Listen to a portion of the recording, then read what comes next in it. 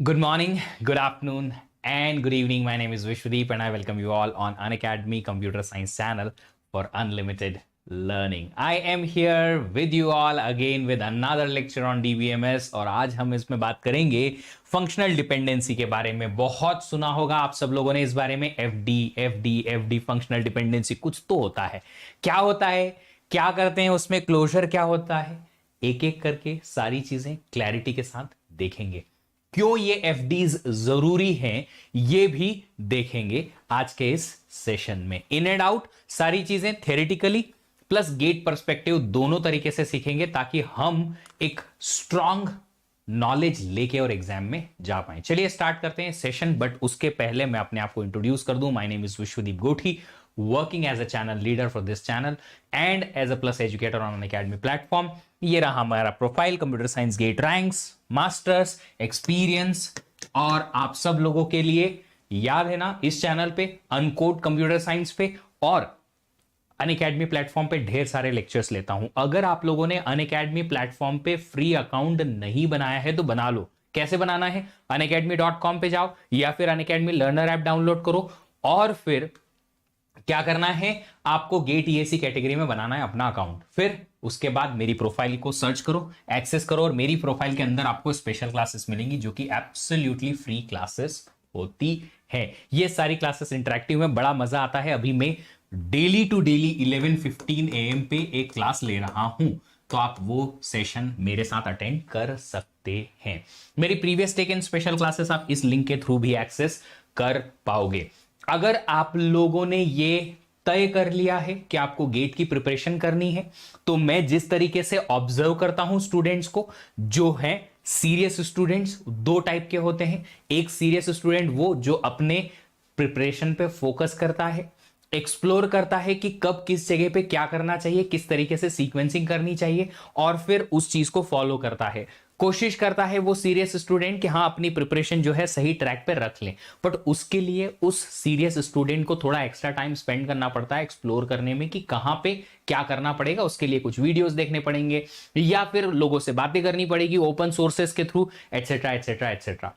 Second student वो है जो सीरियस होने की नाटक करता है बट कर नहीं पाता है और प्रिपरेशन उस लेवल की कर नहीं पाता है, स्पेंड करता है नंबर ऑफ आवर्स ढेर सारे, बट वो प्रोडक्टिव नहीं हो पाते हैं। I am talking about both the students. जितने भी स्टूडेंट हैं जो गेट की प्रिपरेशन कर रहे हैं, चाहे वो ज्यादा अच्छी सीरियस हो या ना हो, एक चीज का ध्यान रखेंगे कि अगर आप लोगों को सही गाइडेंस नहीं मिलता है कि गेट की प्रिपरेशन कैसे करनी है, कहां करनी है, किस तरीके से क्या करना है, कब करना है, कैसे कंटेंट को सीखा जाता है, तो you will and up learning only the question and their solution of a few type.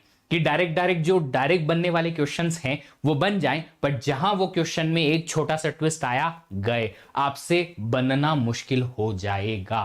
आपको लगता है कि हमसे पीवाईक्यू बन रहे हैं, हमसे प्रैक्टिस क्वेश्चन बन रहे हैं, टेस्ट में अच्छे मार्क्स आ रहे हैं, सब कुछ है, बट जब तक आपका बेस स्ट्रांग नहीं होगा किसी भी कंसेप्ट का, आपको प्रूफ पता नहीं चलेंगे कि ये क्यों है, ये क्या है, किस तरीके से है, कैसे सारे के सारे टॉपिक्स कनेक्टेड हैं, तब तक आपसे गेट में एग्जाम में जाके क्वेश्चन नहीं बनेगा।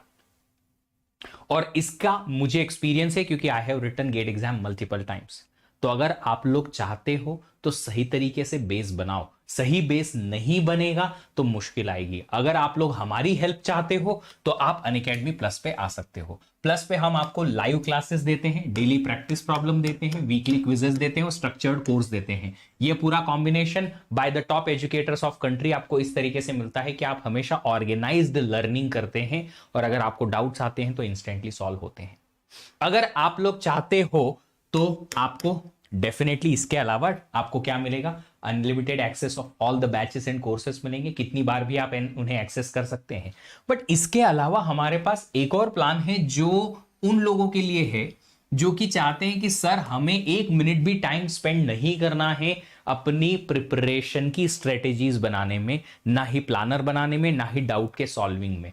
तो आप फिर पर्सनल कोच की हेल्प से आइकॉनिक सब्सक्रिप्शन लो। आइकॉनिक में प्लस के बेनिफिट्स इंक्लूडेड रहेंगे और एक पर्सनल कोच रहेंगे जो आपकी प्रिपरेशन की स्ट्रेटेजी बना के देंगे आपको, फिर कस्टमाइज स्टडी प्लान बना के देंगे कि आप किस टाइम पे क्या पढ़ेंगे, किस तरीके से कोर्सेज को ऑर्गेनाइज करेंगे, आपका परफॉर्मेंस ट्रैक करेंगे, बूस्टर सेशन देंगे, पर्सनलाइज टेस्ट एनालिसिस करेंगे। मींस आपकी जितनी भी एनर्जी है मेंटल वाली, जितनी भी थिंकिंग प्रोसेस है, आपका जितना भी टाइम है, एफर्ट्स है, वो सिर्फ और सिर्फ कंज्यूम करने में जाएगा कंटेंट को और लर्निंग करने में जाएगा कंटेंट के। आप थिंकिंग प्रोसेस में बिल्कुल भी टाइम स्पेंड नहीं करेंगे। इसके अलावा आपको डाउट क्लियरिंग के लिए अलग से एजुकेटर मिलेंगे डेडिकेटेड वाले, और प्रिंटेड नोट्स भी आपके घर भेजे जाएंगे। कोई भी आप अगर स्टार्ट करते हैं लेना, कोई भी सब्सक्रिप्शन प्लस हो या आइकॉनिक, मल्टीपल ड्यूरेशन के लिए अवेलेबल है। अगर आप सेकेंड ईयर में हैं तो आप डेफिनेटली 24 मंथ्स या ज्यादा 18 मंथ्स का सब्सक्रिप्शन लीजिए, क्योंकि आप थर्ड ईयर फाइनल ईयर दोनों बार गेट लिखेंगे। वो आप सोचते हैं कि एक बार प्रिपरेशन करेंगे हो जाएगा काम, नहीं होता है बेटा। लिटरली मैं बोल रहा हूं, आपको वापस से ये लेक्चर्स देखने की जरूरत पड़ेगी, और अगर लेक्चर नहीं रहेंगे तो एक्सटेंड कराना मुश्किल हो जाएगा। राइट, सब्सक्रिप्शन एक बार में लो पर डबल मंथ का ही लो, ताकि आपको बहुत ज्यादा पैसा स्पेंड ना करना पड़े। अगर आप लोग सब्सक्रिप्शन ले रहे हो कोई भी ड्यूरेशन का, ये कोड लगा लेना VDEEP10। इस कोड को लगाने से ना जनरली तो आपको सिर्फ और सिर्फ मिलता है कितना, 10% का डिस्काउंट, पर अभी हम दे रहे हैं 20% का डिस्काउंट, और ये 20% का डिस्काउंट जो है वो आपको सिर्फ 19 मई तक है। तो प्राइस हाइक होने वाला है, और प्राइस हाइक के बाद में आपके प्राइस करंट प्राइस से बढ़ जाएंगे। तो करंट प्राइस पे ही 20% का डिस्काउंट, तो अल्टीमेटली आपको अराउंड अप्रोक्सीमेटली 30% का अभी डिस्काउंट मिल रहा है। लोवेस्ट प्राइस है, इसके बाद आपको इतना कम प्राइस नहीं मिलेगा। ये कोड यू लगा के और जल्दी से आ जाओ, ताकि आप अपनी गेट की जर्नी को कंटिन्यू कर पाओ। एग्जाम्स एक्सेट्रा एक्सेट्रा, उसके लिए डिले नहीं करना, सब्सक्रिप्शन ले लीजिएगा। नई बैचेस स्टार्ट हो रही है, मेरा पाइपलाइन भी स्टार्ट हो रहा है कल से यस, पाइपलाइनिंग चैप्टर स्टार्ट हो रहा है COA का अनअकैडमी प्लस पे कल से 3 बजे। आप लोग आ जाओ, 3 बजे पढ़ो मेरे साथ में live. Pipeline chapter 2 mark confirmed है, आना ही आना है। ये कुछ ऐसे स्टूडेंट्स हैं जो लास्ट ईयर के हमारे टॉपर्स हैं, CSIT के ही हैं, देख सकते हो, रैंक 1, 3, और ये प्लस के स्टूडेंट हैं। टेस्ट सीरीज व सीरीज सिर्फ टेस्ट सीरीज के नहीं, सिर्फ प्लस के स्टूडेंट है जिन्होंने हमारे साथ लेक्चर्स लिए हैं क्लास में आके। Lite subscription you can take only for the test series, lite subscription. चलिए, okay great. How is it not working? It should work भैया, क्यों वर्क नहीं कर रहा है? Definitely it should work. चलिए बढ़े आगे, सेशन को स्टार्ट करें। ओके, मेरे एग्जाम मक्खन की तरह निकल गया। Nice nice nice. IIIT Bangalore second generate IITs like this. I will recommend you go for IIIT Bangalore if you don't have any problem of fee. थोड़ा फी का इशू आएगा क्योंकि ज्यादा लगती है, but IIIT Bangalore can give you really great opportunities of placements। अगर placement आपका पहला एम है तो IIIT Bangalore is good enough। चलिए वरुण, किस चीज के लिए आपने मेरा कोड यूज किया था और कब नहीं काम किया, मुझे बताएं, डेफिनेटली मैं उस पर काम करूंगा। चलिए तो जल्दी से आप लोग बता दीजिए कि रेडी हैं, क्योंकि आज का सेशन बहुत इंपॉर्टेंट होने वाला है बॉस, बहुत बहुत इंपॉर्टेंट होने वाला है आज का सेशन, बहुत इंपॉर्टेंट। आज हम बात करेंगे फंक्शनल डिपेंडेंसीज के बारे में, बट उसके पहले आप लोग इस क्वेश्चन का आंसर दो कि आप लोग रेडी हो या नहीं। काफी अच्छी अच्छी चीजें आपको एफडीज के बारे में पता चलेंगी। देखो जनरली एफडीज जो है, yes that's my code, FDs जो हैं, very good evening, good evening, good evening. FDs जो हैं, लोग क्या करते हैं, एफडी का मतलब, हाँ सर ऐसे कुछ लिखते हैं, A to B, A to C something something. इसका मीनिंग क्या है, क्यों यूज करते हैं, किस चीज के लिए ये बनी है, किस तरीके से इन्हें हम डेटाबेस डिजाइनिंग में यूज करने वाले हैं, किसी को कोई आइडिया नहीं, किसी को कोई आइडिया नहीं। तो फिर बताऊंगा, आज इसी चीज के बारे में बात करेंगे, डेफिनेशन समझेंगे, फिर हम देखेंगे कि ये एफडीज का मीनिंग क्या होता है ना। चलो ओके ग्रेट। मधुर पाटीदार, ब्रिलियंट, क्या बात है यार, मैं भी पाटीदार हूं, बड़ा अच्छा लगता है अगर कोई भी निकल के आता है पाटीदार में से, क्योंकि यूजुअली हम सब लोग जो है स्टडीज में ज्यादा बिलीव करते नहीं है। ओके चलो, फंक्शनल डिपेंडेंसी क्या है, डेफिनेशन यहां पे लिखी हुई है। So we are into what, we are into relational model. Relational model में हमारे पास एक कंस्ट्रक्ट आता है टेबल का, रिलेशन का क्या होता है मैंने कल आपको बताया था। चलो अब एक काम करते हैं, है ना, एक काम करते हैं सिंपल सा कि एक रिलेशन ले लेते हैं। एक रिलेशन मैंने ले लिया स्टूडेंट। इस रिलेशन में मेरे पास 4 एट्रीब्यूट्स हैं। कल हमने देखा था ऐसा example, roll number comma name comma father name comma F name. अरे फादर नेम पूरा लिख देता हूं वरना एफ नेम पता नहीं क्या ही समझोगे तुम लोग, है ना। और आखिरी में हमने लिया था डेट ऑफ बर्थ। अब देखो जब हम क्वेश्चन सॉल्व करते हैं या जब हम, है ना, स्टडीज करते हैं तो इतने कैरेक्टर लिखने की बजाय ना हम इन सारी चीजों को छोटे छोटे कैरेक्टर्स में रिप्रेजेंट करा देते हैं। तो एक कॉमन कंस्ट्रक्ट हम इस टाइप के एक रिलेशन को इस तरीके से लिख लेंगे कि रिलेशन है जिसका नाम है आर और इसके एट्रीब्यूट्स, एट्रीब्यूट मतलब कॉलम के नाम है ए बी सी और D. Meaning same to same है। ए रोल नंबर मान लो, बी नेम मान लो, सी फादर नेम मान लो, डी डीओबी मान लो, बट है क्या इस तरीके से हम लिखेंगे। तो इसका मीनिंग समझ जाना भैया कि ये है एक टेबल और इसमें 4 कॉलम हैं। ठीक है। लाइट सब्सक्रिप्शन वालों को अगर सब्सक्रिप्शन लेना था 7 डेज ट्रायल का तो वो पॉसिबल नहीं था। अगर आपने ऑलरेडी कहीं ना कहीं पेड सब्सक्रिप्शन लिया हुआ है किसी चीज का तो फिर आप 7 डेज ट्रायल के लिए एलिजिबल नहीं थे। मैंने कहा था आप लोगों को कि आप 7 डेज ट्रायल अनलॉक कर सकते थे किसी और नंबर से, तो आप कोई और नंबर यूज करते तो हो जाता। कोड का प्रॉब्लम नहीं था, आपके लाइट सब्सक्रिप्शन का प्रॉब्लम था। अब सुनो यहां पे क्या कहा, ये समझ में आया। अब देखो एफडी है क्या। एफडी की डेफिनेशन दे रखी है पहले, consider a relation R with 2 attributes A and B. एक आर नाम का रिलेशन है, उस आर नाम के रिलेशन में 2 एट्रीब्यूट्स मतलब कॉलम है ए और बी, और भी ज्यादा हो सकते हैं उसमें बट कम से कम 2 तो हैं। फिर लिखा है B is functionally dependent on A, जैसे कि you guys are functionally dependent और conceptually dependent on the content provided by YouTube channel, है ना। ऐसे ही बी जो है फंक्शनली डिपेंडेंट है ए पे, जिसको हम डिनोट करेंगे A to B. A to B का मतलब बी डिपेंडेंट है, ए जो है उसको डिराइव कर रहा है। इसको ऐसे लिखेंगे A to B. A to B का मतलब बी जो है वो डिपेंडेंट है, like your parents to you, you are currently dependent on your parents. Okay, अगर आप जॉब कर रहे हैं तो अच्छी बात है, नहीं तो जनरल मेरे साथ भी ऐसा था जब मैं गेट की प्रिपरेशन कर रहा था, I was dependent on my parents.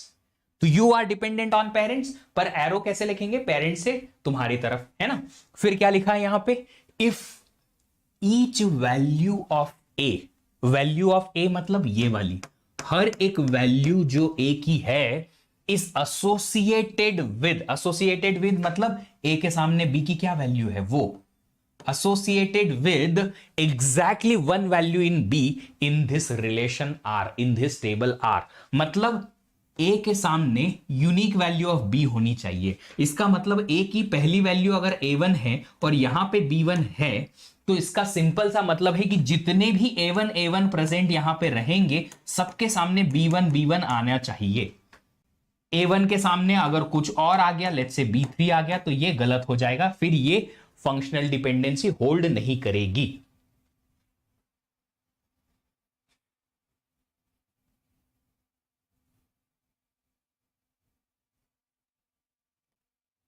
तो क्या कहा मैंने, फंक्शनल डिपेंडेंसी की बेसिक डेफिनेशन कि जो ए है, अगर A to B functional dependency hold करती है मतलब B is functionally dependent on A, इसका मतलब है कि ए की हर एक वैल्यू के सामने एक यूनिक वैल्यू बी की होनी चाहिए। अगर ए के साथ A1 के सामने B1 है तो सारे A1 के सामने B1 ही होना चाहिए। अगर इधर A2 है, A2 के सामने B3 है तो सारे A2 के सामने B3 ही होना चाहिए। अगर कुछ और हुआ तो फिर ये कंडीशन गलत हो जाएगी, ये होल्ड गलत हो जाएगा। आई होप आपको बेसिक जो डेफिनेशन है उसका एक स्टार्ट पॉइंट समझ में आया। यस नो लिख दो ताकि मुझे पता चले कि हाँ तुम सुन रहे हो, है ना। चलो इसका एग्जाम्पल लेके देखते हैं। एक एग्जाम्पल लेके आया हूं मैं, है ना, कोर्ट बुक से डायरेक्टली उठा के लाया हूं, तुमको समझ में आएगा। चलो मैं देखता हूं कि क्या ए टू बी, चेक करते हैं कि क्या ए टू बी होल्ड करता है कि नहीं। B is functionally dependent on A, एक रिलेशन है आर जिसमें 4 एट्रीब्यूट्स हैं A B C D. A to B hold करेगा या नहीं, क्या करना है, ए की हर एक वैल्यू A1 के सामने यूनिक वैल्यू होनी चाहिए। A1 के सामने क्या है? B1। क्या सारे A1 के सामने B1 है? नहीं, इस A1 के सामने B2 आ गया। क्या ये यूनिक वैल्यू को एसोसिएट हो रहा है? नहीं। अगर यूनिक वैल्यू पे एसोसिएटेड नहीं है तो क्या मैं कह सकता हूं A2 भी होल्ड करेगा? नहीं, डज नॉट होल्ड। समझ में आई बात? समझ में आई बात? क्या कहा मैंने कि अगर यहां पे A1 के सामने B1 है तो सारे A1 के सामने B1 ही होना चाहिए। नहीं है, B2 आ गया। हां जी, क्या लिखा था? Exactly one value in B। A की हर एक वैल्यू एग्जैक्टली B1 के साथ अगर अटैच है या एसोसिएटेड है तो A1 वैल्यू जो है एग्जैक्टली B1 के साथ ही अटैच होनी चाहिए, एसोसिएट होनी चाहिए। नहीं है मतलब ये FD होल्ड नहीं कर रही। अच्छा, A to C चेक कर लेते कि क्या A से C होल्ड कर रहा है। चेक करो, A1 के सामने है C1, सारे A1 के सामने है C1, जी हां। फिर A2 के सामने C2, तो दूसरे A2 के सामने भी C2, जी हां। फिर A3 के सामने C2। अच्छा ये बताओ कि जितने A2 हैं सबके सामने C2 है? यस। A3 के सामने C2 है? Okay fine, no problem. तो आपके पास जो एसोसिएशन है, सारे A2 के सामने C2 है? हां जी। सारे A1 के सामने C1 है? हां जी। सारे A3 के सामने C2 है? हां जी। तो ये होल्ड करता है। कंफ्यूजन आएगा, रुको मैं क्लियर भी करेगा, रुको। बट मैं अभी बोल रहा हूं yes it holds. Green colour में लिखूंगा, हरे कलर में। It holds. होल्ड्स मींस हाँ ये फंक्शनल डिपेंडेंसी ट्रू है। मैंने कहा कि लेफ्ट से राइट चेक करने का है बाबू, लेफ्ट से राइट चेक करने का है कि ये A1 अगर है उसके सामने C1 है तो सारे A1 के सामने C1 होना चाहिए, बस इतना। A2 के सामने C2 है तो सारे A2 के सामने C2 होना चाहिए, इतना। अगर मैंने बोला A3 के सामने C2 है, फाइन, बाकी के सारे A3 के सामने भी C2 होना चाहिए था। और अगर A3 नहीं है तो इट्स ओके, बट ये होल्ड करेगा, क्योंकि किसी भी केस में ऐसा नहीं है कि कोई वैल्यू है इधर AI, उसके सामने इधर BI था और दूसरा AI के सामने इधर कुछ BJ हो गया। ऐसा नहीं हो पाया। ऐसा कुछ हुआ क्या? नहीं, कि एक वैल्यू एक ही वैल्यू से एसोसिएट होनी चाहिए, इधर की एक वैल्यू इधर की एक ही वैल्यू से एसोसिएट होनी चाहिए। आई बात समझ में?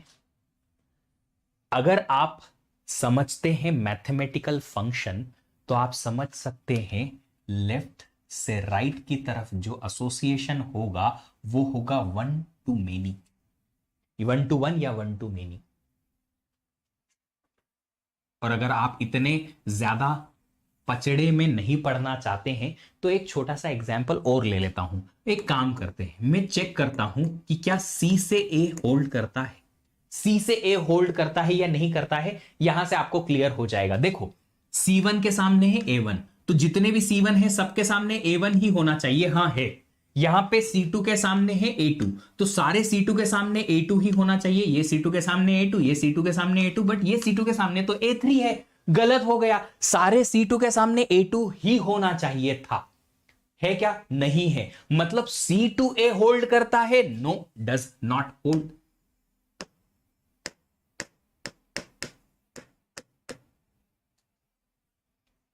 अब क्लियरली समझ में आ गया?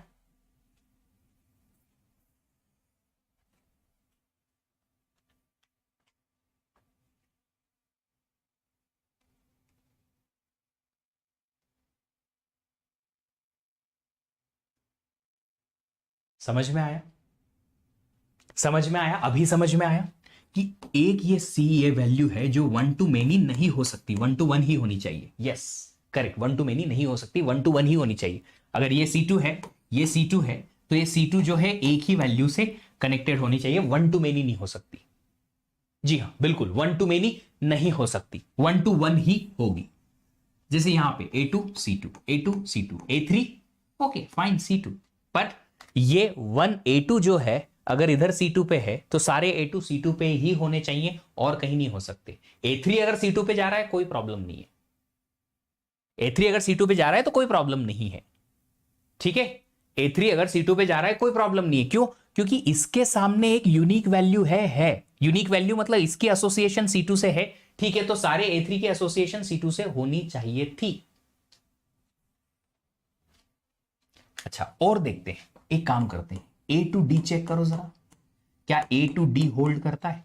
A टू D, A1 के सामने है D1, तो सारे A1 के सामने D1 नहीं, यहां पे तो D2 आ गया, क्या सही है? नहीं, नहीं, मतलब A टू D होल्ड करता है? No, does not hold.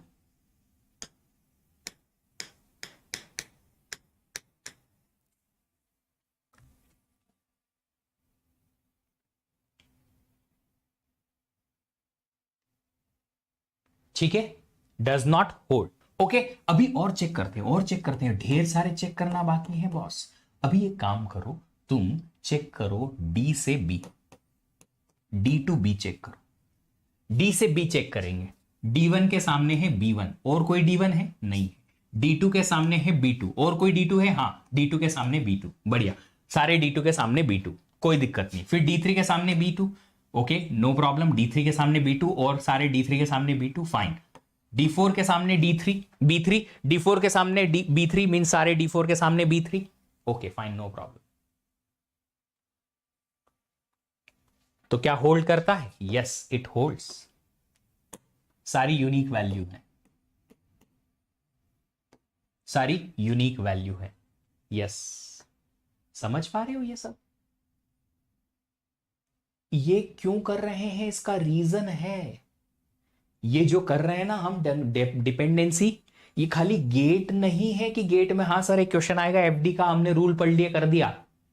यही तो सबसे बड़ा प्रॉब्लम है गेट एस्पिरेंट्स का, कि वो खाली क्या करते हैं, एक टाइप के क्वेश्चन उठाए, 15-20 सॉल्व कर दिए, और उसके बैकग्राउंड में गए नहीं कि ये क्यों एफडी क्यों आई, इसका रीजन ही नहीं पता है 90% एस्पिरेंट्स को, और फिर बोलते हैं हमको गेट करना है। कैसे होएगा रे बाबा। चलो अभी एक काम करते हैं, हम चेक करते हैं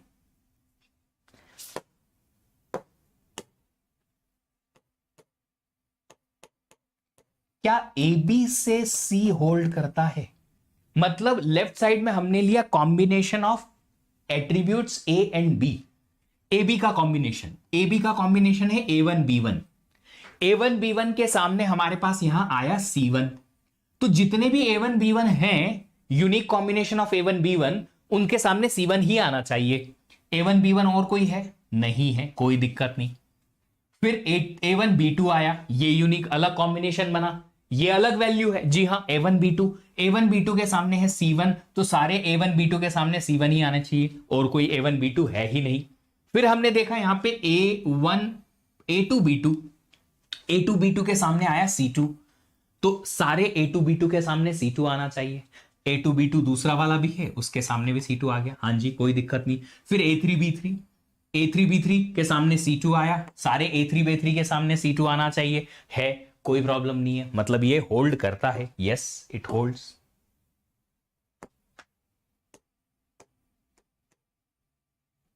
समझ में आ गया कैसे किया ये?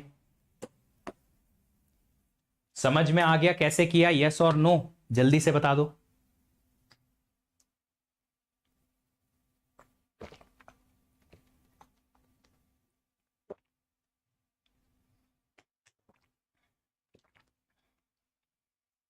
हमें क्या करना है, लेफ्ट साइड जो भी लिखा है उसकी एक वैल्यू राइट साइड की एक वैल्यू से एसोसिएटेड होनी चाहिए। इसकी हर एक वैल्यू एक ही वैल्यू से इधर एसोसिएटेड रहनी चाहिए। अब इसकी हर एक वैल्यू जो है, अगर इधर A1 है तो A1 इससे इधर B1 से अटैच्ड है, तो सारे A1 के सामने B1 ही होना चाहिए। That's it. किसी और के सामने भी B1 है तो चलेगा, बट सारे A1 के सामने B1 चाहिए, दैट इज माई रिक्वायरमेंट। ऐसे ही A2 के सामने अगर B2 है तो सारे A2 के सामने B2 होना मांगता, बस खत्म।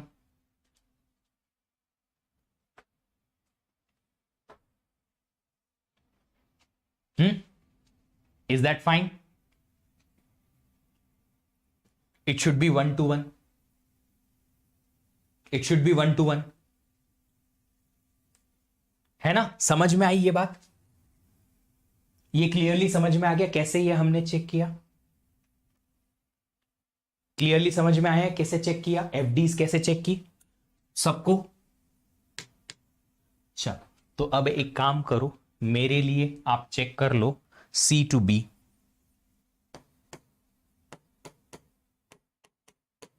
सी टू बी चेक किया है क्या हमने? सी टू बी नहीं, सी टू बी चेक करके देखो जरा एक बार। सी से बी, C1 के सामने है B1, तो इस C1 के सामने भी B1 आना चाहिए, पर नहीं है। ओ ओ ओ डज नॉट होल्ड।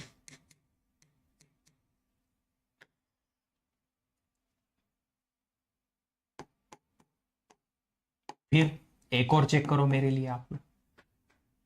इस बारी आप लोग चेक करोगे सी डी से बी, या सी डी से ए मान लो, चलो सी डी से ए मान लो। सी डी से ए चेक करो जरा, क्या सी डी से ए होल्ड करता है? अगर आपको ये समझ में आ जाए तो लाइक कर दो, और फिर हम आगे बढ़ेंगे, इन एफडीज की और डिटेल देखेंगे। सी डी से ए होल्ड करता है कि नहीं करता है? सी डी कॉम्बिनेशन देखो, C1D1, C1D1 के सामने है ए की वैल्यू A1, और कोई C1D1 है? नहीं है, ठीक है। फिर नेक्स्ट वैल्यू है C1D2, C1D2 के सामने A1 है, तो सारे C1D2 के सामने A1 आना चाहिए, कोई प्रॉब्लम नहीं, दूसरे कोई C1D2 है ही नहीं। C2D2, ओके, अगर C2D2 है तो C2D2, सारे C2D2 के सामने A2 आना चाहिए, और कोई C2D2 है? नहीं है। फिर आया C2D3, हर एक C2D3 के सामने A2 ही आना चाहिए, C2D3 और कोई है भी नहीं। C2D4, हर एक C2D4 के सामने A3 आना चाहिए, और दूसरा C2D4 है ही नहीं, मतलब एक एक की वैल्यू से अटैच्ड है। होल्ड करता है? जी हाँ, होल्ड करता है, यस होल्ड्स।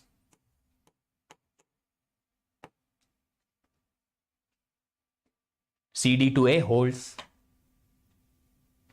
है ना। चलो अब एक छोटा सा एग्जाम्पल मैं आप लोगों को बताऊंगा, एक छोटी सी एग्जाम्पल मैं आप लोगों को बताऊंगा, है ना। मैंने एक और कॉलम यहां पे लिया E, और इसकी वैल्यू ली E1, E2, E3, E4 और E5। पांचों यूनिक वैल्यूज है, एकदम यूनिक वैल्यूज। चेक करो E से A होल्ड करता है कि नहीं करता है? E से A होल्ड करता है कि नहीं करता है? यस और नो,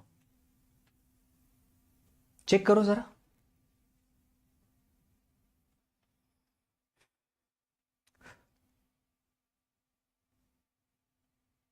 होल्ड करेगा। E1 के सामने A1 है, दूसरा कोई E1 है ही नहीं, तो एक ही वैल्यू के साथ एसोसिएटेड है। E2 के साथ A1 है, तो E2, दूसरा कोई E2 है ही नहीं, तो होल्ड करेगा ही करेगा। E3 के साथ A2 है, E3 और दूसरा E3 है ही नहीं, तो होल्ड करेगा ही करेगा। E4 के सामने A2 है, E4 दूसरा कोई है ही नहीं, तो डेफिनेटली एक value of E4 associated with one value only. E2A hold करेगा पक्का। पता है क्यों? पता है क्यों? क्योंकि E जो है वो यहां पे एक की है, की है एक। अब की क्या होता है? मैंने बताया था कि की एक ऐसा एट्रीब्यूट या सेट ऑफ एट्रीब्यूट्स हैं जो कि पूरी के पूरे रिकॉर्ड्स को, सारे रिकॉर्ड्स को यूनिकली आइडेंटिफाई करवा सकता है ना। तो अगर मैंने ई की कोई एक वैल्यू दी E1, तो E1 के लिए मुझे एक ही यूनिक रिकॉर्ड मिलेगा, यस। E2 के लिए एक ही यूनिक रिकॉर्ड मिलेगा, यस। E3 के लिए यस, E4 के लिए यस, E4 5 के लिए यस। मतलब कि अगर कोई आपके पास में एक एट्रीब्यूट दे रखा है और वो एट्रीब्यूट की है, तो की से किसी भी दूसरे एट्रीब्यूट पे फंक्शनल डिपेंडेंसी होल्ड करेगी। क्यों? क्योंकि की वैल्यू तो यूनिक होती है, तो यूनिक के सामने जो भी कुछ आएगा वो वन वाला ही एसोसिएशन होगा। बताओ समझ में आई कि नहीं बात? क्या बोला मैंने? यूनिक एसोसिएशन तो होगा। क्यों? E1 के सामने B1 है, तो E1 दूसरा है ही नहीं ना, तो चेक करने क्या जाओगे? E1 के सामने हमेशा एक ही वैल्यू से एसोसिएशन होगा।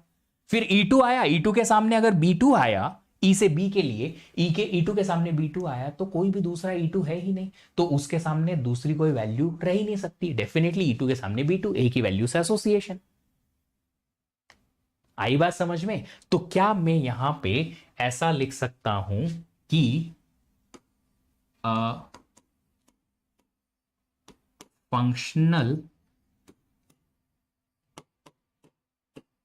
डिपेंडेंसी अल्फा टू बीटा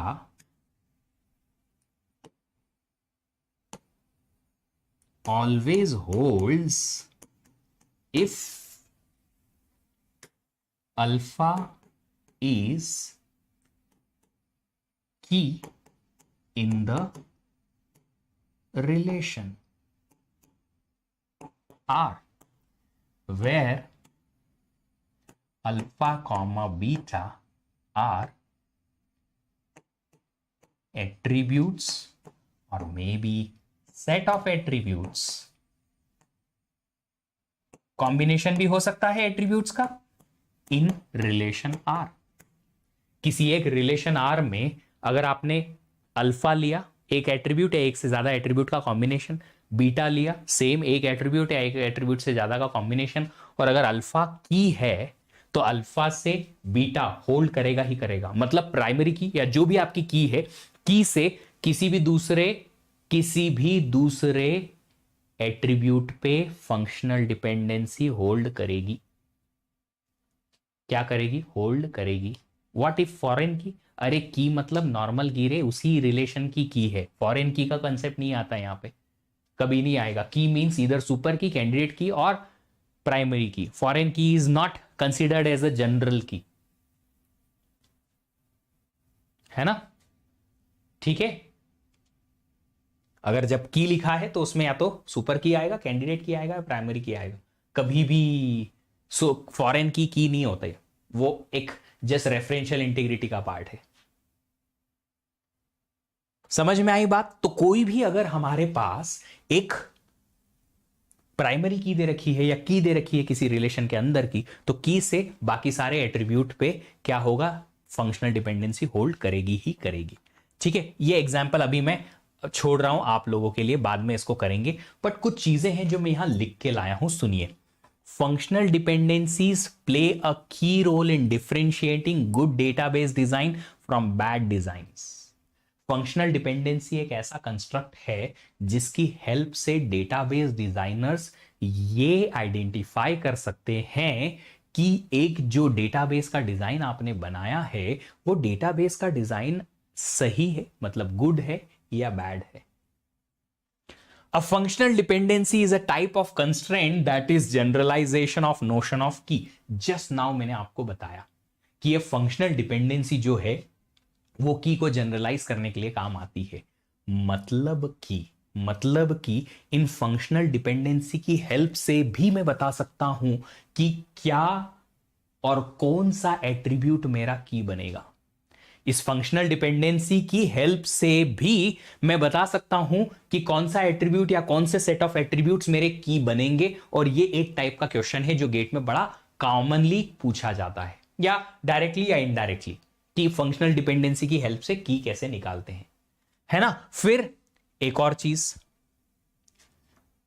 ये जो दे रखा है ये लाइन कि अगर x टू y एक डिपेंडेंसी है where x is a set of attributes that can determine the value of y, इसका मीनिंग समझाता हूं मैं अब आपको. इसका मीनिंग समझाता हूं आप लोगों को. ये एक हमने रिलेशन कल देखा था, ये एक रिलेशन देखा था. अभी थोड़ी देर पहले मैंने आपको बताया था कि की से दूसरे एट्रीब्यूट पे फंक्शनल डिपेंडेंसी होल्ड करती है कि नहीं करती है, कहा था ना. तो क्या इस पर्टिकुलर रिलेशन के लिए मैं ये कह सकता हूं कि आर नंबर से नेम फंक्शनल डिपेंडेंसी होल्ड करेगी?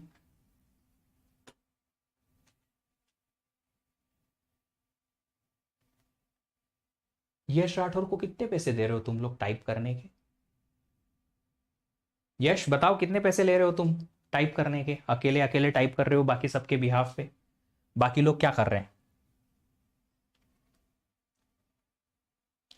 लिखो यार बाबू, लिखो.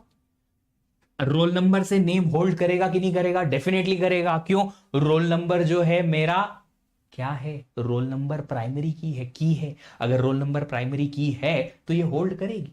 अब इसका मीनिंग समझाता हूं मैं. इसका मीनिंग क्या है बताता हूं फंक्शनल डिपेंडेंसी का. ये फंक्शनल डिपेंडेंसी का मीनिंग है कि आपके पास में ये जो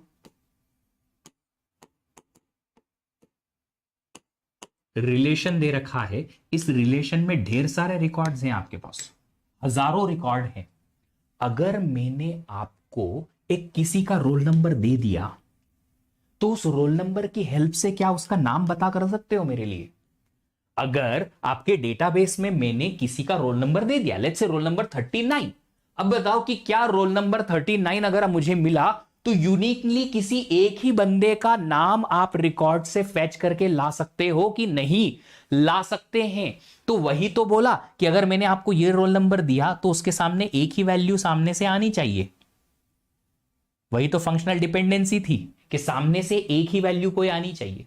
यह रोल नंबर किसी एक ही पर्सन का हो सकता है। आई बात समझ में? तो फंक्शनल डिपेंडेंसी अगर रोल नंबर से नेम है तो इसका मतलब है कि मैंने अगर आपको रोल नंबर दिया तो आप मुझे एक यूनिक नाम निकाल के दोगे कि ये रोल नंबर इसका है। दैट इज फंक्शनल डिपेंडेंसी का मीनिंग, कि हम रोल नंबर से किसी का नाम डिराइव कर सकते हैं। अच्छा, एक और चीज, अगर इसी के बेसिस पे मैं आपसे पूछूं, बिना वैल्यूज दिए ही मेरे को बताओ कि मैंने आपको अगर किसी स्टूडेंट का क्लास में नाम दे दिया तो क्या आप उसके फादर का नाम यूनिकली बता सकते हो? बोलोगे नहीं।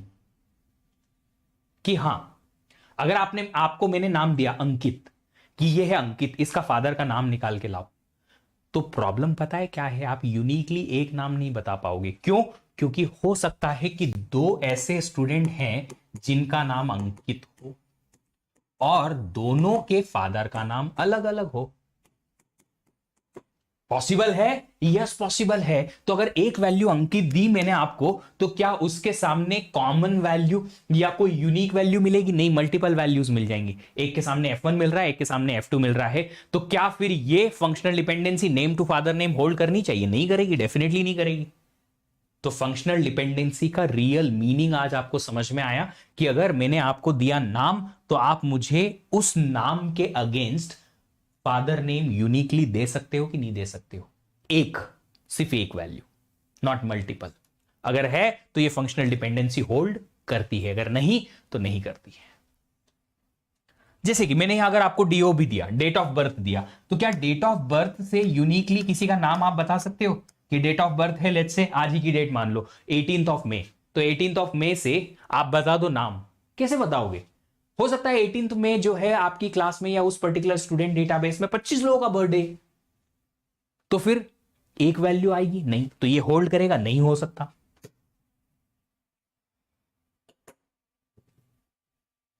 अब आपको पता चला कि ये फंक्शनल डिपेंडेंसीज जो हैं वो क्या करती हैं। फंक्शनल डिपेंडेंसीज में अगर मैंने आपको ये दिया तो आप ये डिराइव कर सकते हो, जी हां, यूनिकली, यस, तभी फंक्शनल डिपेंडेंसी होल्ड करेगी।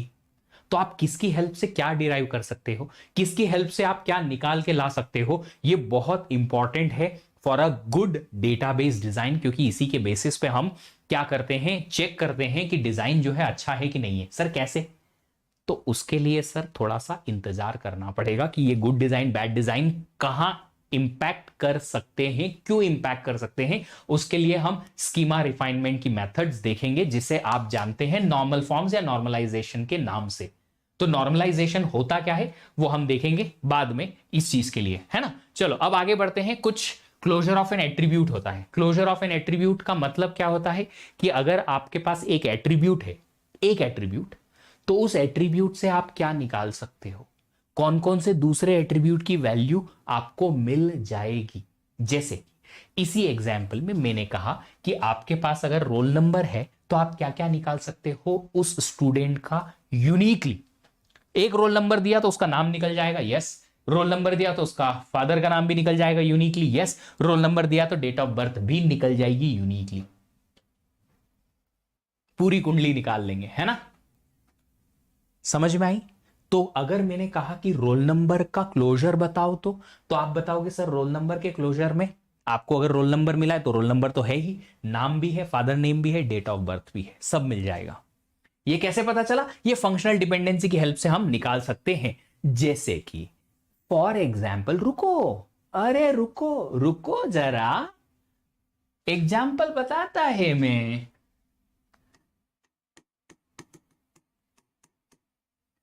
there is a relation R with an attribute with 4 attributes A, B, C and D. ठीक है, फिर मैंने कुछ फंक्शनल डिपेंडेंसीज भी दे रखी है, जैसे A से डिराइव कर सकते हैं हम B, A से डिराइव कर सकते हैं हम D, B से डिराइव कर सकते हैं हम C. ये कुछ फंक्शनल डिपेंडेंसीज मैंने दे रखी है ना. अब बताओ कि अगर मैंने आपको A दिया तो A की हेल्प से आप क्या क्या निकाल सकते हो. इसे हम बोलेंगे A का क्लोजर.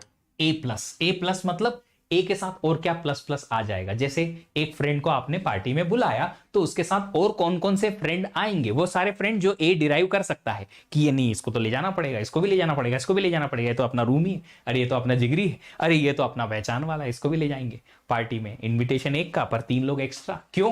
क्योंकि वो डिराइव हुए हैं इससे. ऐसा ही यहां पे हमने A दिया, A के साथ और क्या क्या डिराइव कर सकते हो. यार पार्टी में मेरे को बुलाया तो मैं तो जाएंगा.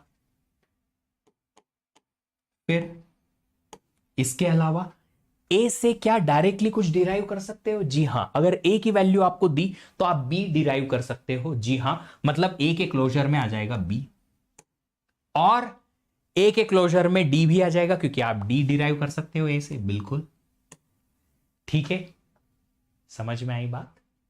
आ रही है बात समझ में? ठीक है. अच्छा एक बात बताओ, अगर आपने A से A डिराइव किया, हाँ जी, A से B भी डिराइव कर लिया, जी हाँ, A से D भी डिराइव कर लिया, ओके, इन तीनों की हेल्प से और कुछ डिराइव हो रहा है. जी हाँ, B से आप C भी डिराइव कर सकते हो. इसका मतलब आपको यहां पे C भी लिखना पड़ेगा. क्यों लिखना पड़ेगा? क्योंकि आप A से अगर B डिराइव कर सकते हो तो B से C डिराइव कर सकते हो.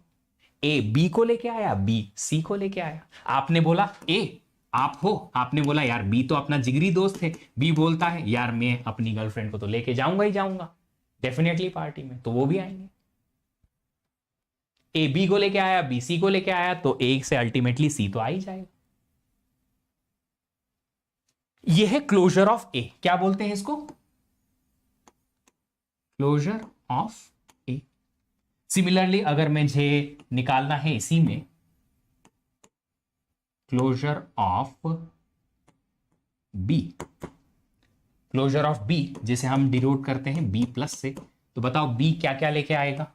अपने आप को तो लेके आएगा ही, और इसके अलावा बी जो है वो सी को भी ला सकता है ना. क्लोजर ऑफ सी बताओ, सी प्लस बताओ क्या ला सकता है.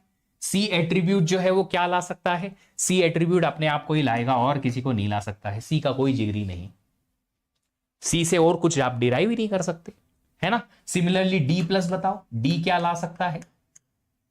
डी क्या ला सकता है? डी खुद को ला सकता है और किसी को नहीं लाएगा, किसी को डिराइव ही नहीं कर रहा.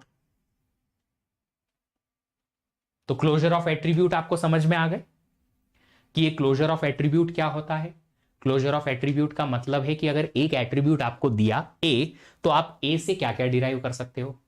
ए बी सी डी. अगर आपको डी दिया तो डी से क्या डिराइव होगा? डी से डी ही मिलेगा और कुछ नहीं मिल सकता. मतलब अगर आपको डी दिया, कोई एक एट्रीब्यूट दिया, let's say date of birth, तो क्या और दूसरा एट्रीब्यूट आप डिराइव कर सकते हो?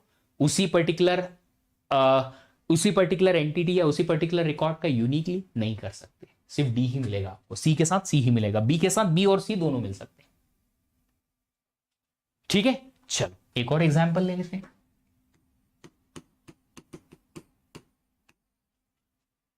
एक रिलेशन है आर जिसमें ए बी सी डी और ई एट्रीब्यूट्स हैं और एफ डीज हैं ढेर सारी. एफ डी प्लस क्यों लिखा हूं मैं? अरे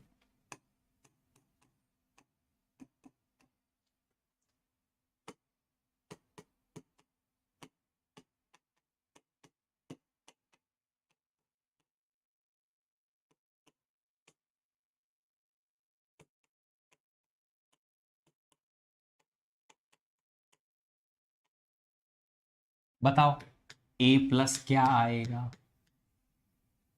a से आप क्या डिराइव कर सकते हो? a से आप a तो डिराइव कर ही सकते हो, डायरेक्टली आप b डिराइव कर सकते हो. अब a b दोनों के साथ मिलके और क्या डिराइव कर सकते हो? b से आप c डिराइव कर सकते हो.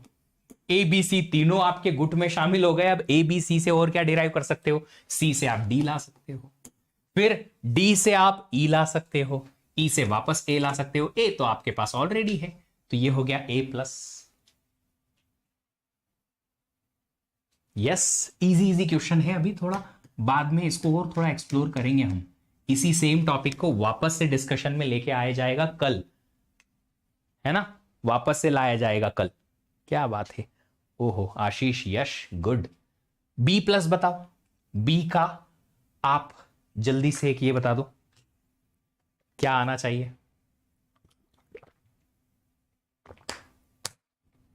बी का क्लोजर क्या आएगा? बी से बी तो खुद आ ही जाएगा। बी से आप डिराइव कर सकते हो सी को, सी से डिराइव कर सकते हो डी को, डी से डिराइव कर सकते हो ई को, और ई से डिराइव कर सकते हो ए को। मतलब बी भी आपके पास में ये लेके आ जाएगा। ऐसे ही आप बाकी के सबके क्लोजर भी निकाल सकते हैं इजीली। यस, निकाल पाओगे? सो क्लोजर ऑफ एन एट्रीब्यूट समझ में आया। कभी कभी हो सकता है ऐसा क्वेश्चन आ जाए कि ये एक रिलेशन है, इसमें सारी एफडीज हैं, बताओ एक स्पेसिफिक वेरिएबल या एक स्पेसिफिक एट्रीब्यूट का ये क्लोजर क्या आना चाहिए। इस क्लोजर को और थोड़ा एक्सप्लोर करेंगे, पर हम थोड़ी और डिटेल में बात करेंगे एफडीज की। पहले हम एफडीज के एक कुछ प्रॉपर्टीज को देखेंगे। पर सर क्यों देखना है? क्योंकि थोड़ी देर पहले ही मैंने बताया था कि एफडीज ही एक ऐसी चीज है जो आपको हेल्प कर सकती हैं ये बताने में कि डेटाबेस का डिजाइन जो है वो अच्छा है कि नहीं। अब कभी कभी ऐसा होता है ना कि हमें कुछ एफडीज डायरेक्टली सामने के सामने दिख जाती हैं कि हाँ भैया ये दिया तो ये मिल जाएगा, बट कुछ ऐसी एफडीज होती हैं जो हिडन होती हैं, जो डायरेक्टली नहीं मिल पाती। तो फिर हम उसे कुछ प्रॉपर्टीज लगा के और निकालते हैं ताकि हमारे पास सारी की सारी फंक्शनल डिपेंडेंसी सामने हो। अब सारी की सारी फंक्शनल डिपेंडेंसी सामने होंगी तो हमें और ज्यादा क्लैरिटी मिलेगी कि ये डेटाबेस का डिजाइन क्लियर है कि नहीं, अच्छा है कि बुरा है। Good FD, bad FD, good design, bad design, this is a cyclic dependency. Yes, चलिए, तो एक ट्रिवियल की बात होती है। Some functional dependencies are said to be trivial because they are satisfied by all relations. कैसे? ये एग्जाम्पल देखो। ट्रिवियल का वर्ड मीनिंग होता है ऑब्वियस, है ना। एक बड़ा सा मीम जिनके बहुत फेमस होते हैं, एक टिकटॉकर है जिनका जो एक सिंबल है या कह सकते हैं एक जेस्चर है हमेशा ये, है ना, वैसा ही सिंबल है। इसमें सोचना क्या है, अगर ए दे रखा है तो ए तो डिराइव हो ही गया है ना, तो ए टू ए लिखने की जरूरत क्या है? नहीं है, तो ये तो ऑब्वियस है कि नहीं? ऑब्वियस, ऑफ कोर्स ऑब्वियस है। तो ये ट्रिवियल डिपेंडेंसी कहलाती है। क्या बोलते हैं इसको? Trivial dependency. ए से ए, बी से बी, सी से सी, डी से डी, इन्हें हम क्या बोलते हैं? Trivial. Trivial is nothing but obvious. Word trivial का मतलब ही होता है ऑब्वियस। ठीक है, फिर आगे बढ़ते हैं। कुछ आर्मस्ट्रांग एक्सियोम्स होते हैं, कुछ रूल्स होते हैं। एक्चुअली आर्मस्ट्रांग ने उस पे बहुत सारा काम किया था, तो उनको ट्रिब्यूट देने के लिए ये तीनों रूल को उनके नाम से एक्सियोम्स बना दिए। It's nothing but set of rules, है ना। सेट ऑफ रूल्स क्या है? रिफ्लेक्सिविटी रूल है, ऑगमेंटेशन रूल है, ट्रांजिटिविटी रूल है। डेफिनेशन के साथ में मैं एक एक करके आप लोगों को इसके बारे में बताता है ना। चलो रेडी है? तो पहला है हमारे पास रिफ्लेक्सिविटी रूल। रिफ्लेक्सिविटी देखो, ये ना नाम ही बड़े बड़े होते हैं, खाली जो नाम है ना यही एकदम टफ टफ वाले एकदम टेक्निकल नाम होते हैं। इनके बैकग्राउंड में जो स्टोरी होती है ना वो तो फुदूसी होती है, एकदम सिंपल सी। क्या है रिफ्लेक्सिविटी रूल? क्या है रिफ्लेक्सिविटी रूल? कहता है कि अगर एक फंक्शनल डिपेंडेंसी है अल्फा से बीटा, ये होल्ड करती है। क्यों कर सकती है? क्योंकि बीटा जो है वो अल्फा का सबसेट है। बीटा जो है वो अल्फा का ही सबसेट है। इसका एक सिंपल सा एग्जाम्पल मैं बता देता हूं। ए बी से ए होल्ड करता है कि नहीं करता है? ए और बी दोनों मिलके ए डिराइव कर सकते हैं? हाँ। क्यों कर सकते हैं? क्योंकि ए तो ऑलरेडी है, बी भी ऑलरेडी है। अगर ए और बी दोनों ऑलरेडी है तो ए तो मिला हुआ ही है ना तुमको। ये भी ट्रिवियल रूल ही है एक्चुअली, बट उसे थोड़े अलग तरीके से बोल रखा है बस। सिंपल है ना। सिमिलरली ए बी सी से ए होल्ड करेगा, हमेशा करेगा। ए बी सी से बी होल्ड करेगा, हमेशा करेगा। ए बी सी से सी होल्ड करेगा, ऑब्वियस सी बात है सर, ए बी भी होल्ड करेगा। ए बी सी से ए सी भी होल्ड करेगा, ए बी सी से बी सी भी होल्ड करेगा, सब होल्ड करेंगे। इनफैक्ट ए बी सी से ए बी सी भी होल्ड करेगा। ट्रिवियल डिपेंडेंसी नहीं हो गई ये। आप बोलोगे सर इसमें समझाने का क्या था, ये तो डायरेक्ट बात है। अगर ए बी सी तीनों दे रखे हैं तो मुझे ए भी मिल गया इंडिविजुअल, बी भी मिल गया इंडिविजुअल, सी भी मिल गया, तो ए बी का कॉम्बिनेशन मिल जाएगा, बी सी का कॉम्बिनेशन मिल जाएगा, ए सी का कॉम्बिनेशन भी मिल गया। समझाने का क्या है, कुछ भी नहीं है, पर रूल है, दे रखा है, खाली समझना है कि अच्छा ये रूल ऐसे लिखा जा सकता है। तो कहीं आपको डायरेक्टली इनडायरेक्टली ऐसा दिया जाए तो समझ जाने का। आपको ये समझ आता है, डिस्क्रीट मैथमेटिक्स या सेट थ्योरी का एक सिंपल सा सिंबल है, B is a subset of A और B belongs to alpha, beta belongs to alpha, ये दे रखा है। तो अगर बीटा जो है अल्फा का सबसेट है तो alpha to beta functional dependency hold करेगी। अब ये अल्फा क्या है और बीटा क्या है? अल्फा एक सिंगल या सेट ऑफ एट्रीब्यूट हो सकते हैं, बीटा एक सिंगल या सेट ऑफ एट्रीब्यूट हो सकते हैं। ये अल्फा हो सकता है, ये बीटा हो सकता है, ये अल्फा हो सकता है, बीटा हो सकता है, ये अल्फा हो सकता है, बीटा हो सकता है। सिंगल एट्रीब्यूट भी हो सकते हैं या सेट ऑफ एट्रीब्यूट भी हो सकते हैं। ऑफ कोर्स अल्फा जो है सेट ऑफ एट्रीब्यूट भी होने चाहिए, है ना, या फिर सिंगल एट्रीब्यूट है तो A to A B to B वाला काम हो जाएगा। लाइक कर रहे हो ना सेशन को, तुम एंजॉय कर रहे हो, समझ पा रहे हो क्या है रिफ्लेक्सिविटी रूल। फिर आते हैं ऑगमेंटेशन रूल। ऑगमेंटेशन रूल का मतलब है कि अगर आपके पास में इधर 5 किलो वजन है, इधर 5 किलो वजन है, दोनों बैलेंस से बराबर, दोनों तरफ 1-1 किलो अगर बढ़ा दोगे तो भी बैलेंस रहेगा, कोई दिक्कत नहीं, है ना। 1-1 kg अगर दोनों तरफ वेट बढ़ा दिया तो कहीं डिसबैलेंस इम्बैलेंस आएगा? नहीं आएगा ना, बराबर रहेंगे 6-6। तो यही सेम चीज है, क्या है कि अगर एक फंक्शनल डिपेंडेंसी है, अल्फा टू बीटा होल्ड करता है, जी हां। अब इधर अल्फा लेफ्ट साइड और राइट साइड दोनों में अगर आपने एक एट्रीब्यूट ऐड भी कर दिया गामा गामा, तो भी ये होल्ड करेगा, gamma alpha to gamma beta. मतलब अगर आपने कहा कि सर ए से बी होल्ड कर रहा है, आपने चेक कर लिया ऑलरेडी कि ए से बी एक फंक्शनल डिपेंडेंसी होल्ड करती है, तो इसका मतलब है कि ए सी से बी सी भी होल्ड करेगा। यस, दोनों तरफ आपने अगर सी सी ऐड कर दिया तो कोई फर्क नहीं पड़ेगा, वो होल्ड करेगा।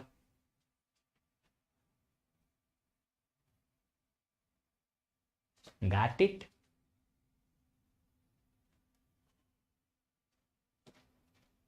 समझ में आई बात?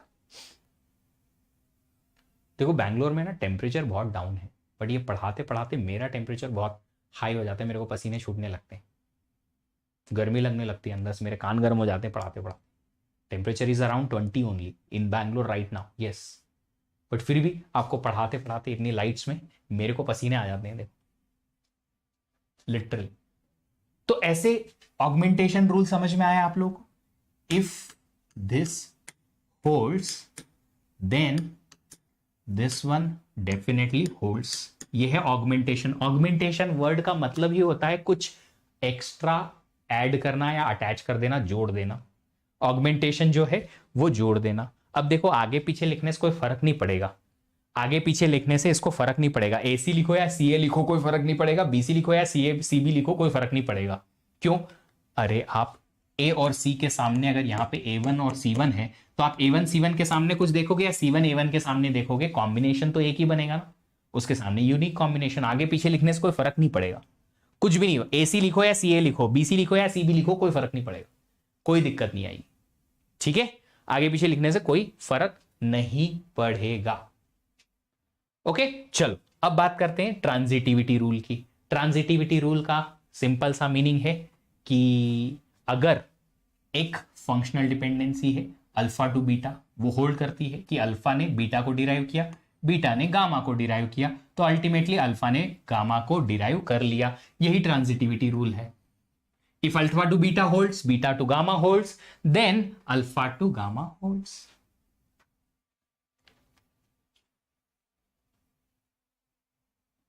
ट्रांजिटिविटी रूल सिंपल सा ट्रांजिटिव रूल है कि अल्फा से बीटा, बीटा से गामा, तो अल्फा से गामा अल्टीमेटली मिल गया। अब देखो यही चीज ना मैंने यहां पे आप लोगों को एक छोटे से एग्जाम्पल में बताई थी, है ना। ये देखो ए से बी और बी से सी, ए से बी, बी से सी, तो ए से डी डिराइव हो गया, ए से सी डिराइव हो गया, यस ए से सी डिराइव हो ही गया।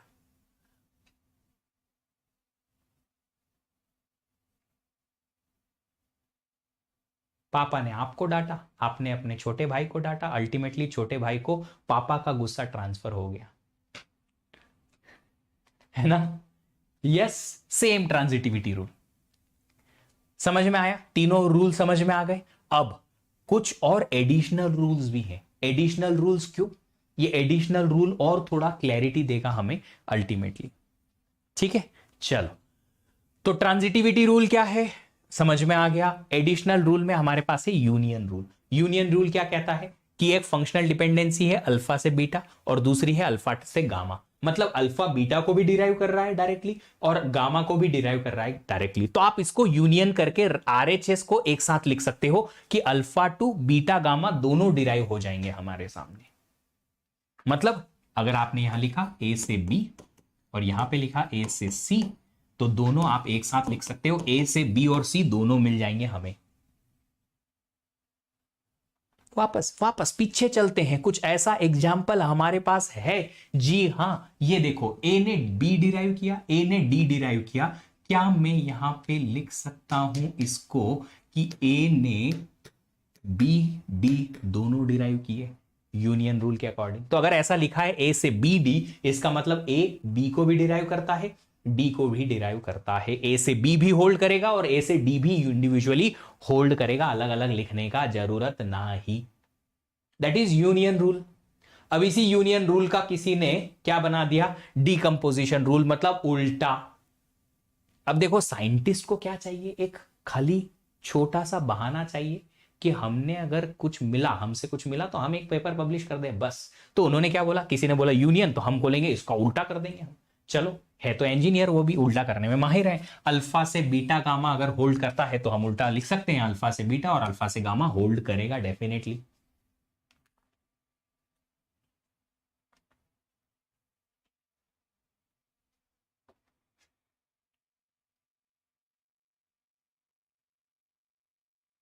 Good example, nothing, that's nice. समझ में आई बात। डिकम्पोजिशन रूल में हमने क्या किया कि अगर अल्फा से बीटा गामा दोनों होल्ड करते हैं तो दोनों लोग अलग लिख सकते हैं, अल्फा से बीटा भी और अल्फा से गामा भी, बस। ठीक है। अब ये बड़ा अच्छा सा प्रतीक ने क्वेश्चन पूछा है कि क्या लेफ्ट हैंड साइड पे डिकम्पोजिशन लगेगा? नहीं। क्या मैंने यहां पे लेफ्ट हैंड साइड पे एलएचएस पे डिकम्पोजिशन लगाया? नहीं। अगर आपके पास ए बी से सी डिराइव होता है कि ए बी दोनों मिलके और सी को डिराइव कर रहे हैं, तो ए से सी होल्ड करेगा इसकी गारंटी नहीं है।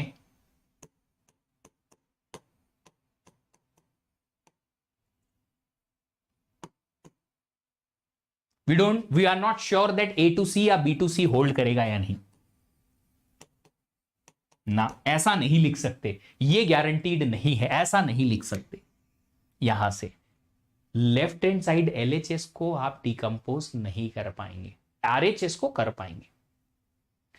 तो अभी जो डिकम्पोजिशन और यूनियन रूल है वो आरएचएस पे ही आप देख सकते हैं, सिर्फ RHS, right hand side of the arrow, only that rule is, है ना। एक आता है pseudo transitivity rule. Pseudo transitivity rule क्या बोलता है, अगर अल्फा से बीटा है ना, और गामा बीटा टू अल्फा है, अल्फा से बीटा है और गामा बीटा से अल्फा है, तो अल्फा गामा से delta, okay, gamma beta two delta है तो अल्फा गामा टू डेल्टा भी होल्ड करेगा। ऐसा कैसे लिख दिया बताओ जरा।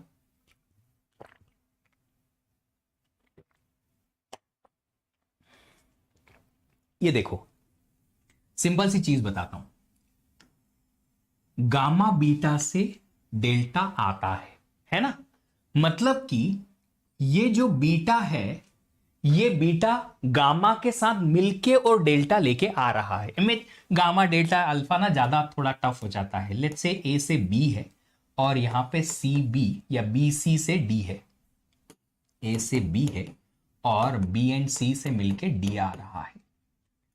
देखो बी सी के साथ मिलके डी बनाता है, ए अकेला बी बनाता है, क्या हम b को a से डिराइव कर रहे हैं? यस। अगर b को a से डिराइव कर रहे हैं तो यहां पे b को रिप्लेस किया जा सकता है a से, कि हम a को c के साथ मिलाएंगे तो भी d मिल जाएगा, क्योंकि a से b आएगा तो डेफिनेटली b c के साथ में मिलकर d बना देगा। तो हम इसको लिख सकते हैं कि a के साथ c भी मिलेगा तो d मिल सकता है। क्यों? क्योंकि b जो है वो हमें क्या दे रहा है? कौन दे रहा है? a। अगर a b दे रहा है तो यहां से b को रिप्लेस कर दिया a से, तो भी ac से भी d डिराइव होगा।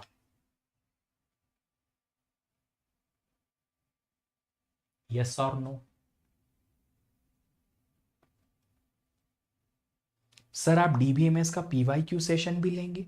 पूरा डीबीएमएस खत्म होने के बाद सारे पीवाईक्यू भी सॉल्व कर लेंगे? मैं सॉल्व नहीं कराऊंगा, साथ में सॉल्व करेंगे ना। एग्जाम तो आपको लिखनी है, कि मेरे से लिखवाओगे? लिखो क्या? 15-20 करोड़ तो देने पड़ेंगे कम से कम यार, तब जाके लिखेंगे। Got it? चलो अच्छी बात है। तो फिर आता है closure of a set of functional dependencies. ये क्या होता है? Closure of a set of dependencies का मतलब ही यही होता है कि आपके पास एक सेट ऑफ एट्रीब्यूट दे रखे हैं एक रिलेशन के, फिर आपको कुछ एट्रीब्यूट्स के साथ में फंक्शनल डिपेंडेंसीज दे रखी है। आपको वो सारी फंक्शनल डिपेंडेंसीज निकाल के लानी है जो हिडन है। किसकी वजह से? किसकी हेल्प से? इन सारे रूल्स की हेल्प से। जितने भी रूल आप लगा सकते हो सारे रूल लगा दो जितने भी हमने देखे हैं, और इनकी हेल्प से आप क्या करो, जितनी भी डिपेंडेंसीज हिडन है उन सबको निकाल के लेके आओ, सारी की सारी बाहर निकालो, सारी की सारी बाहर निकालो, है ना। तो हम क्या करेंगे? Closure of a set of functional dependencies का मतलब है with given set of FDs find all possible FDs from relation। With की जगह यूजिंग लिख देते हैं।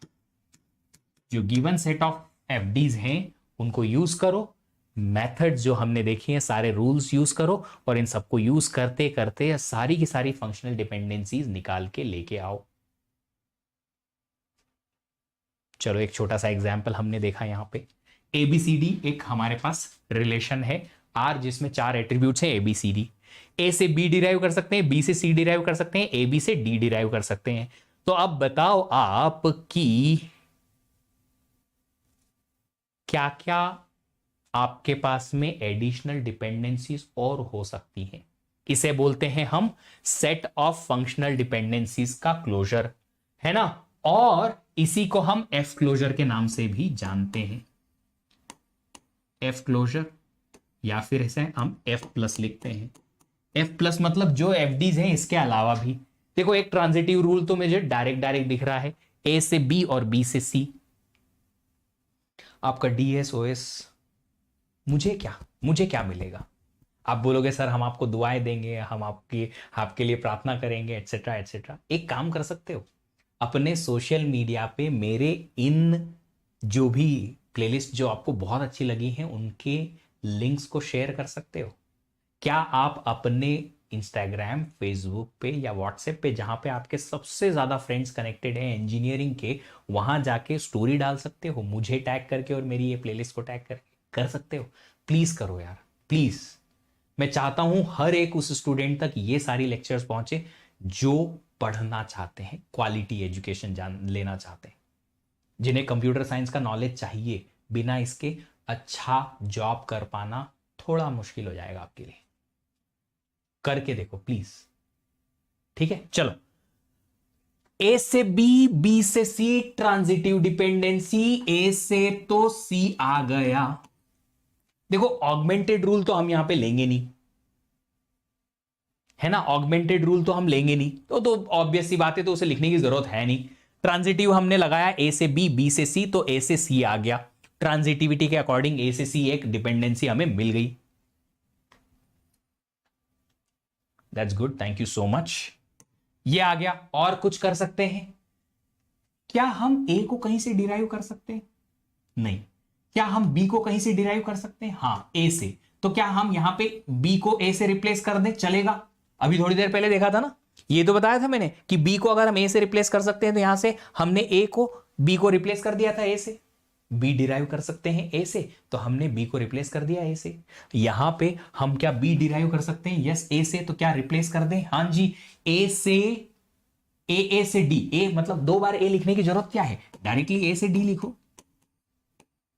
कोई दिक्कत ही नहीं, ए से डी लिख देंगे, कोई दिक्कत ही नहीं।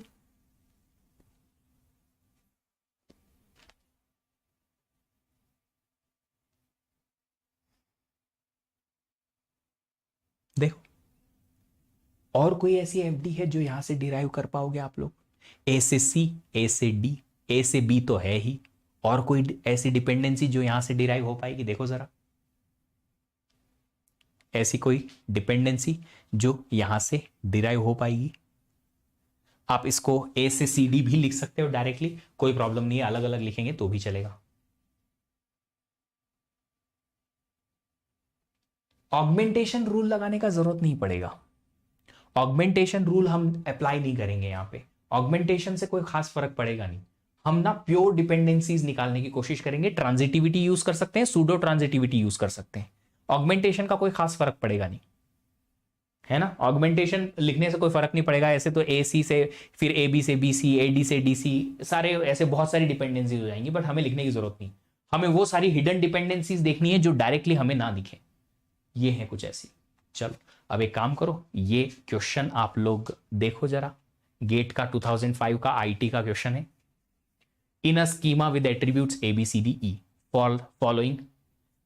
following set of functional dependencies given, which of the following functional dependency is not implied by above set? इस सेट से कौन सी फंक्शनल डिपेंडेंसी आपको नहीं मिलेगी चार में से? हम इतना कॉम्बिनेशन सोचेंगे कैसे? वैसे क्वेश्चन आते नहीं है, चार ऑप्शन दे रखे हैं, इन चार ऑप्शन को ही चेक करने का है, सारे निकालने की जरूरत नहीं पड़ेगी। वैसे क्वेश्चन आएंगे नहीं ऐसे कि सारे के सारे आप कॉम्बिनेशन निकालो एटसेट्रा, इतना कुछ आएगा नहीं। चार ऑप्शन है ना, चारों ऑप्शन को चेक कर लो कि क्या सीडी से एसी मिलेगा कि नहीं मिलेगा। आप एक काम करो, ये वाली जो होल्ड करना है ना, तो इसके लिए ना आप सीडी का क्लोजर निकाल लो, आसानी से काम हो जाएगा। सीडी से एसी निकालना है तो सीडी का क्लोजर निकाल लो। सीडी का क्लोजर क्या आएगा बताओ जरा? सीडी से सी और डी तो मिल ही जाएंगे, फिर यहां से सीडी से ई मिला, ई से ए मिल गया, ए से बी मिल गया, तो क्या सीडी से ए भी मिल गए, ए सी मिल गए, सी मिला क्या? अच्छा सी भी मिल गया, सी तो है ही, तो क्या ए वाला होल्ड करेगा? जी हां होल्ड करेगा, बिल्कुल है। एसी मिल गए हमें, एसी मिल गए, बिल्कुल मिल गए। फिर बीडी का क्लोजर निकाल के देखो, बी मिला, डी मिला, डी तो मिल गया, सी चाहिए, बी से क्या मिलेगा? बी से डी मिला, यहां पे अकेले बी से और कुछ नहीं मिला। क्या सी मिल पाया? नहीं मिल पाया, मतलब बीडी से सीडी नहीं होगा। बीडी से सीडी का मतलब है बी से सी, दैट्स इट। डी दोनों तरफ ऑगमेंटेड है, इधर भी सी दोनों तरफ ऑगमेंटेड है, मतलब डी से ए डिराइव होता है कि नहीं होता है, ये देखना था। यहां पे देखना था डी से ए डिराइव होता है कि नहीं होता है। होता है, कैसे होता है? सी और डी दोनों के कॉम्बिनेशन से हमें ई मिला, ई से ए मिल गया, तो ये बी हमारा नॉट पूछा है ना, not implied, not implied B correct हो जाएगा। बी ऑप्शन इज करेक्ट, बिल्कुल सही।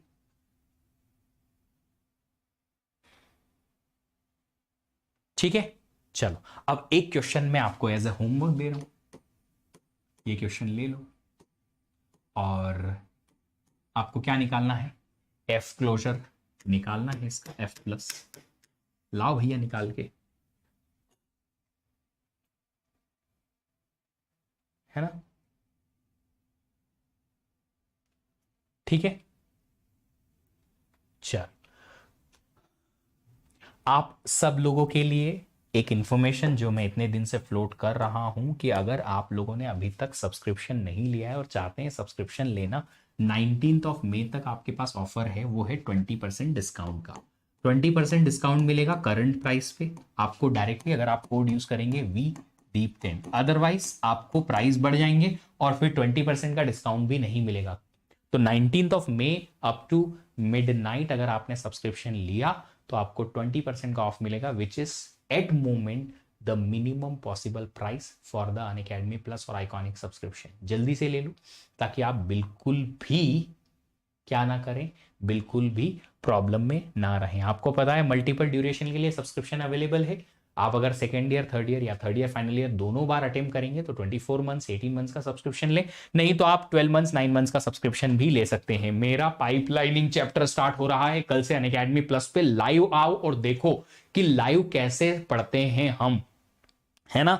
कल से स्टार्ट होगा पाइपलाइन का चैप्टर, कल दोपहर 3 बजे से। अगर आप फ्री ट्रायल में हैं तो डेफिनेटली एक बार प्लस पे आके जरूर देखें, ताकि आपको पता चलेगा कि हम प्लस पे कैसे पढ़ते हैं और कैसे वो अलग होता है यहाँ के पर्टिकुलर प्लान से।